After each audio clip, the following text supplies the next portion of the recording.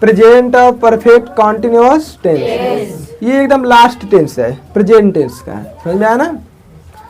तो इसमें देखो प्रेजेंट परफेक्ट कॉन्टिन्यूअस टेंस, यानी कि जैसे इसमें परफेक्ट भी हो गया है, यहाँ पर कॉन्टिन्यूअस भी है, ठीक है। तो इसका ये मतलब नहीं है कि परफेक्ट वाला रूल लगाकर कॉन्टिन्यूअस का भी रूल लगा दे, नहीं। हाँ, इसमें कॉन्टिन्यूअस है तो इसका मतलब हो जाएगा रहा है, रही है, रहे हैं। हमेशा जहाँ भी कंटिन्यूअस देखेंगे ना कॉन्टिन्यूअस, तो वहाँ पर हमेशा रहा है, रही है, रहे हैं रहेगा, ठीक है। तो सबसे पहले हम बात करते हैं इसकी इंट्रोडक्शन की, जो हम लोग हर समय करते आते हैं। तो अब देखो हम लोग पढ़ेंगे इंट्रोडक्शन। तो इस टेंस का इंट्रोडक्शन क्या होता है, तो वहीं बस है वाक्य के अंत में, वाक्य के अंत में रहा है, रही है, रहे हैं, रहे हैं आदि शब्द क्या होता है जी, लगा होता है। लेकिन अब तुम लोग कहोगे कि अरे बार बार बड़ी समस्या है, कैसे हम लोग पहचानेंगे टेंस को, क्योंकि हम लोग तो प्रेजेंट कॉन्टिन्यूअस टेंस भी पढ़े थे, तो उस वाक्य के अंत में रहा है, रही है, रहे हैं था, ठीक है। तो इसमें थोड़ा सा ध्यान देना, इसमें नोट में थोड़ा सा बस तुम लोग देख लेना नोट में कि इसमें कार्य के होने का समय भी दिया होता है।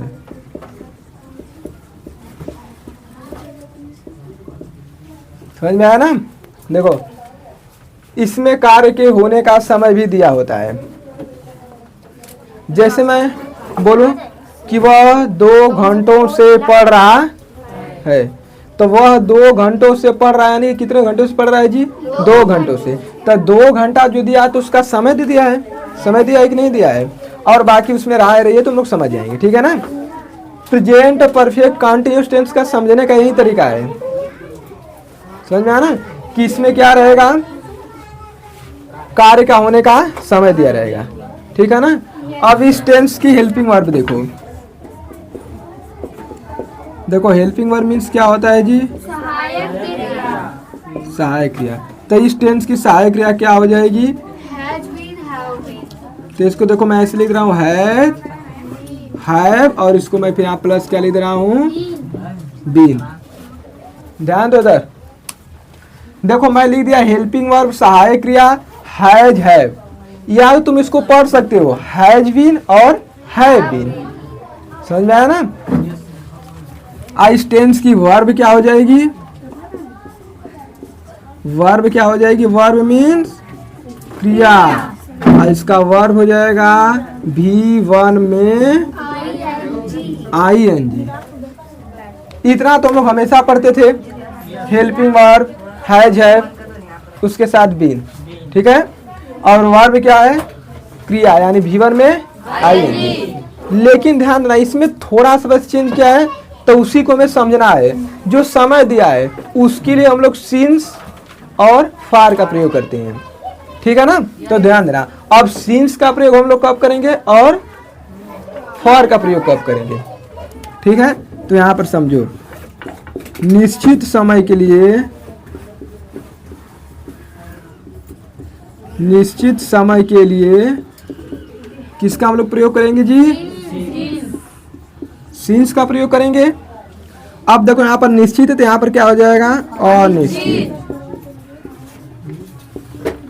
यानी कि अब अनिश्चित, देखो यहाँ पर समय हो जाएगा, यहाँ पर के हो जाएगा, यहाँ पर लिए हो जाएगा, ठीक है। यानी अनिश्चित समय के लिए किसका हम लोग प्रयोग करेंगे, तो फॉर का प्रयोग करेंगे, समझ में आया ना। ध्यान देना, बस देखो इसमें चेंज क्या है, तो वही हमें चेंज को बस पहचानना है, ठीक है। देखो इसमें निश्चित समय के लिए सिंस का प्रयोग करेंगे, अनिश्चित समय के लिए फार का प्रयोग करेंगे। तो अब ध्यान देना, निश्चित समय में अनिश्चित समय में क्या क्या होता है, समझ में आया ना। तो निश्चित समय में इधर थोड़ा सा देख लो, यहाँ पर मान लो यहाँ पर हम लोग सिंस, ठीक है, और यहाँ पर क्या हो जाएगा, फार। तो सिंस का प्रयोग हम लोग कब करेंगे, सप्ताह का नाम दिया, यानी सप्ताह के नाम में सप्ताह कितना हो जाती है, 7 होता है, तो उसके अनुसार ही हम लोग सीन्स का प्रयोग करेंगे, ठीक। लेकिन अब सिर्फ सप्ताह दिया, जिससे वह 2 सप्ताह से या 3 सप्ताह से पढ़ रहा है, तो वहाँ पर हम लोग किसका यूज करेंगे, फॉर का। अब महीनों के नाम मतलब महीना कितना होता है, 12, तो उन्हीं में से कोई आएगा तो हम लोग सीन्स का प्रयोग करेंगे। लेकिन सिर्फ महीना बोल दिया है, जैसे वह 2 महीने से पढ़ रहा था या 1 महीने से पढ़ रहा था, तो वहाँ पर हम लोग किसका प्रयोग करेंगे, सीधा फॉर का, ठीक है। और देखो वर्ष हो जाए, सन हो जाए, बजे, सुबह, शाम, दोपहर, तो हम लोग यहाँ पर किसका प्रयोग करेंगे, सीन्स का। बाकी इधर आवर्स आ जाए, जैसे घंटा हो गया, तो यहाँ पर किसका प्रयोग करेंगे हम लोग, फॉर का, ठीक है। तो बस देखो यही ध्यान इसमें देना है, ठीक है ना। इसमें बस यही थोड़ा सा अलग आ गया है, थोड़ा एडवांस लेवल का बस यही है कि निश्चित समय के लिए हम लोग सीन्स का प्रयोग करेंगे और अनिश्चित समय के लिए फॉर का। आज सीन्स जब ई सब रहेगा तो सीन्स, और जब ये सब रहेगा तो फॉर का प्रयोग करेंगे। अब ध्यान दो, अफर्मेटिव और निगेटिव दोनों में कहीं में पढ़ लेते हैं, ठीक है। Yes, sir. Affirmative and negative sentence.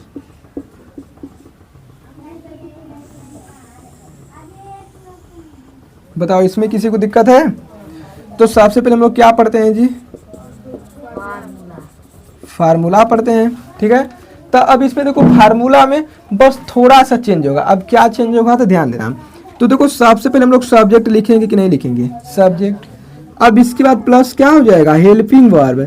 तो इस टेंस की देखो हेल्पिंग वर्ब क्या होती है, हाँ, हैज है, या तो इसको कोई बोलता है हैज बीन और हैव बीन। तो इस टेंस की सहायक क्रिया होती है हैज और हैव। लेकिन अब देखो निगेटिव में मैं लिखा हूं, तो निगेटिव जब करेंगे तो इसी सहायक क्रिया के बाद क्या लिख देंगे, तो यहाँ पर हो जाएगा और जो बीन है तो इसके बाद हम लोग क्या लिख देंगे जी, बीन लिख देंगे। समझ में आया ना, ये ध्यान देना थोड़ा सा यहाँ पर बीन, ठीक है ना। अब वर्ब क्या हो जाएगा, तो वर्ब यानी V1 में ING, अब प्लस ऑब्जेक्ट यहाँ पर लिख लेंगे। अब इसके बाद क्या लिखेंगे, प्लस, अब देखो इन जगह क्या लिखेंगे, सिंस या फॉर। अब इसके बाद हम लोग लिख देंगे टाइम, टाइम, समझ में, जो समय दिया रहेगा। समझ में आया ना। एक बार फार्मूला को ध्यान से समझो। देखो सब्जेक्ट, हेल्पिंग वर्ब हैज और हैव, इसके तुरंत बाद निगेटिव है तो नॉट, उसके बाद हम लोग लिख देंगे बी। यदि नेगेटिव नहीं रहेगा तो नॉट को हम हटाकर बना देंगे, सिंपल सी बात है। अब V1 में ING plus object plus since या फॉर, अब उसके बाद टाइम, ठीक है ना। अब ध्यान से समझो, उदाहरण समझो। अब फर्स्ट देखो उदाहरण, फर्स्ट समझना। फर्स्ट है जिसकी राम 2 महीने से विद्यालय में नहीं पढ़ रहा है। 2 महीने से विद्यालय में नहीं पढ़ रहा है। तो अब ध्यान ना, देखो अब इसमें हम सबसे पहले क्या जानेंगे हम, कि हमारा पहले टेंस कौन है, ठीक है। तो टेंस हम लोग देख रहे हैं कि रहा है, रही है, रहे, जो भी आ गया है, मतलब आ गया है सब, ठीक है। तो अब लेकिन हम इसमें तुरंत ध्यान दें कि कहीं समय दिया है। यदि समय देखो दिया रहेगा तो वह प्रेजेंट परफेक्ट कंटिन्यूअस टेंस होगा। यदि समय नहीं दिया रहेगा तो वह प्रेजेंट कंटिन्यूअस टेंस हो जाएगा। तो इसमें देखो समय दिया है जी, इस समय नहीं दिया है 2 महीनों से, इस समय ना हमारा दे दिया, तो बना दो। अब तो देखो राम, तो यहाँ पर लिख लेंगे सब्जेक्ट सबसे पहले राम। अब राम एक वचन या बहुवचन है, तो हम लोग पिछले ही टेंस में पढ़े हैं कि हैज किसके साथ प्रयोग करेंगे और हैव किसके साथ प्रयोग करेंगे। तो हैज सिंगुलर सब्जेक्ट के साथ और हैव प्लूरल सब्जेक्ट के साथ। तो यहाँ राम हो गया। अब राम सिंगुलर सब्जेक्ट है, सो यहाँ पर हम लोग किसका प्रयोग करेंगे, हैज का। अब निगेटिव सेंटेंस है तो इसी के तुरंत बाद नॉट। अब यहाँ पर तुरंत क्या हो जाएगा, उसके बाद बीन। ये बीन फार्मूले में का है, ठीक है, बीन। अब उसके बाद देखो वर्ब, तो क्या है, पढ़ना, तो पढ़ना हो जाएगा रीड माने। अब रीड में जोड़ देंगे जी ING, तो रीडिंग हो जाएगा। अब कहाँ पढ़ रहा था, विद्यालय में, तो रीडिंग स्कूल, विद्यालय में पढ़ रहा था। अब कितने महीनों से पढ़ रहा था? 2 महीने तो 2 महीनों से। तो इसी के पहले हम लोग सिंस या फार का प्रयोग करेंगे। तो देखो ये 2 महीना है, यानी कि महीना देखो है सिर्फ, तो फार का प्रयोग करेंगे तो यहाँ पर क्या हो जाएगा? फार। अब कितना महीना है जी? 2 months तो यहाँ पर हो जाएगा 2 मंथ। अब देखो 2 महीने से इसमें क्या जोड़ देंगे? यस। बताओ इसमें किसी को दिक्कत है? चलो चलिए अब ध्यान दीजिएगा। देखिए हम लोग पढ़ रहे हैं प्रेजेंट परफेक्ट कॉन्टिन्यूअस टेंस का इंट्रोगेटिव सेंटेंस। अब इंट्रोगेटिव सेंटेंस क्या होता है तो मैं पहले भी वीडियो में बता चुका हूँ कि इंट्रोगेटिव सेंटेंस 2 टाइप का होता है। फर्स्ट यस और no type and second WH type. और यस और नो टाइप क्या होता है? जिसमें अंग्रेजी वाक्य का प्रारंभ हम लोग हेल्पिंग वर्ब से करते हैं और हिंदी वाक्य का प्रारंभ क्या से होता है। ठीक है, अब ध्यान दीजिएगा। तो सबसे पहले हम लोग इसमें रूल में पढ़ लेते हैं, रूल में पढ़ेंगे और इसमें दोनों रूल एक साथ ही पढ़ लेते हैं। दोनों टाइप इसकी, यस और नो एंड WH टाइप।